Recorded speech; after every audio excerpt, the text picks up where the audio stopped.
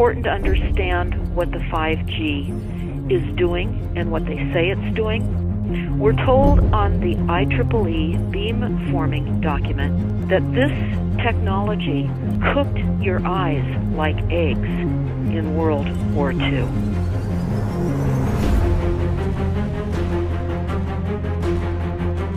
And you all need to understand these are military weapons. These are assault frequencies. If you garner nothing more than that, that's what you need to know. It's microwave radiation warfare. This is what this is.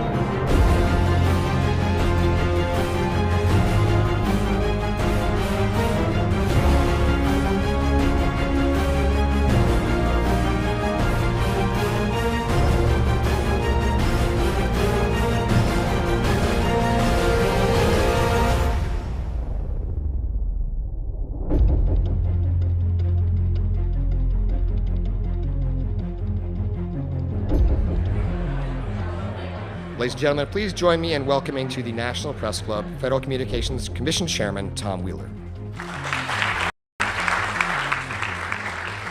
It's an honor to be here at the National Press Club. The first generation wireless, 1G, was voice. The second generation, 2G, allowed both talk and text. The third generation, 3G, the internet, in a limited way. And today's technology, 4G, completed that digital migration. But if anyone tells you that they know the details of what 5G is going to become, run the other way. This video is brought to you by the number 5 and the letter G. And pretty soon, everything else will be too. I have to tell people 5G is a killer. I'm Mark Steele. Anybody who hasn't heard me, I'm a weapons systems head-up display expert. I'm one of the leading experts in the world. I've actually brought cover in relation to this, and the reason I became an expert was because I invented them. What I'm going to say to you today, do not believe a single word I say. Not one. I want you to do your own research. You'll find it's absolutely terrifying. You got your body covered? Aye. Oh, good lad. Right, because I can talk to that. This 5G rollout is a weapon system. I've got a letter in with central government because I know about weapon systems more than anything other.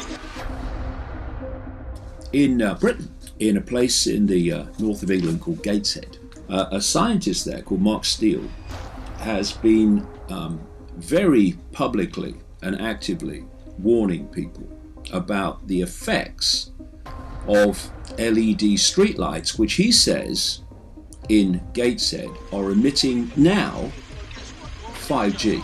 Right, what's the crack? Hey, lads. I'm just having a word with these Gateshead council workers about replacing these transmitters on these lights that are causing harm and assaulting the community. This is an existential threat to the economy, to the environment and humanity. Well, if these transmitters are everywhere, then everyone's at risk, surely.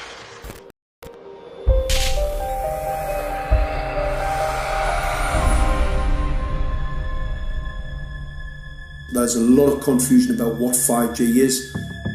The G stands for generation. So you started off with the first transmitter system. Back in the 1980s. In the 80s, yeah. So you had 1G, then you had 2G. And as the generations moved on, you started to see more complex signal systems, cleverer pieces of antenna designs, etc., etc. So the whole thing became more data, quicker downloads, etc., etc. However, 5G is something completely different. Alright, let's get a breakdown. Let's tell the people what this really is. This is the 5G transmission device. Blinking heck, that's a hell of a beast, that, isn't it? These are the uninsurable transmitters. Just get a good look at that, guys, because obviously I know there's quite a few experts who want to see more detail about the transmitters and the chipsets. Just have a good look, boys. This is the control management system masquerade. There's an antenna there, you see that? What is this phased array antenna here? What's that? This is for phased array, alright? As you'll see, it's got a driver, it's got some chip there. One chip. Look at the chipsets on this. This is your dystopian world. What did Gateshead Council say? I'll tell you what, I think we better send some of these educated fools back to school, or just send them to prison. Whichever's the easiest. I think prison's probably better. Alright, that's 5G, guys. That's 5G hardware. You must consider the whole part played by electricity in nature. Human beings cannot go on developing in the same way in an atmosphere permeated on all sides by electric currents and radiations. It has an influence on the whole development of man. This life of men in the midst of electricity, notably radiant electricity, will presently affect them in such a way that they will no longer be able to understand the news which they receive so rapidly. The effect is to damp down their intelligence. Such effects are already seen today. Even today, you can notice how people understand the things that come to them with far greater difficulty than they did a few decades ago. Rudolf Steiner, 1924. Rudolf Steiner noted that in 1924, since then our atmosphere has become far more permeated with electric waves of widely diverse types.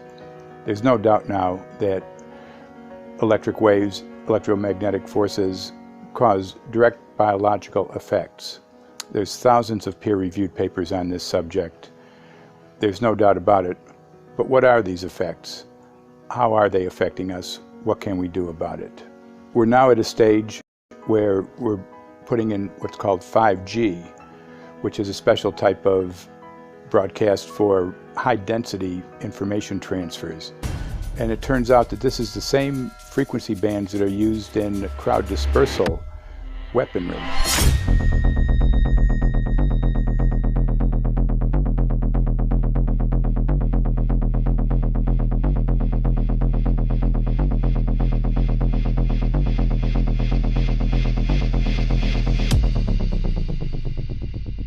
5G, first and foremost, is densification. So it's significantly more transmitters at close proximity to a human, and it is also a sophisticated, illegal, unlawful transmitter. What I mean by that is it is a high gain dielectric lens antenna, and what that allows 5G transmitters to do is to 3D map its environment in your home. The 868 megahertz frequency is specific for battlefield interrogation systems, so sub-gigahertz. It allows the signal to travel through concrete brickwork with ease, and it can actually data gather. It is a target acquiring system. Phased array is basically radar off the battlefield. It is extremely good at identifying targets and being able to lock onto targets. And not only that, it can specifically target you as an individual. So any judge sitting on an interesting case, let's say, any lawyer, any barrister, anybody doing any work that is potentially controversial, your life could be at threat. So the antenna design that you currently have on top of these LED streetlights, masquerading as a control management system, it basically battlefield interrogation equipment. The first phased array unit was actually called Mammoth, used by the Germans during the Second World War to identify Allied aircraft. Obviously things have moved on significantly since then.